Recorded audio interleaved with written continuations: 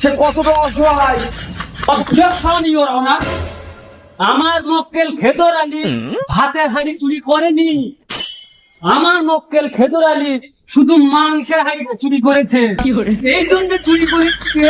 ও দুপুর বেলা ওদের বাড়িতে নেমন্তন্ন ছিল। এ দুপুর বেলা ভাত রান্না করেনি। ও খাবে কি? ওই জন্য শুধু মাংসের হাঁড়িটাই চুরি করেছে এই বড় অনার। এই শালা তুই জানিস ও শুধু মাংস চুরি করেছে? মাংস ভাতও চুরি করেছে। জিজ্ঞেস কর মক্কেলের কাছে, জিজ্ঞেস কর। Order order order. আদালতের ভিতরে ঝামেলা কেউ করবেন না। এই শালা বল বল। আমি কিছু বলতে যাবো না, টাকা দিয়ে উকিল ডেকেছি, যা বলবে উকিল বলবে। এই নে 200 পেইলুম, তোর 100 আমার 100, যা হয়েছে সব এখানে চেপে যা চেপে যা। আমি ওই শুধু মাংসের হাঁড়ি আর ভাতের হাঁড়ি না, সবকিছু চুরি করে আনতুম। তাহলে এই বড় অনার অর্ডার অর্ডার অর্ডার। এই আদালত এই জায়গায় পৌঁছেছে যে খেদর আলী নির্দোষ।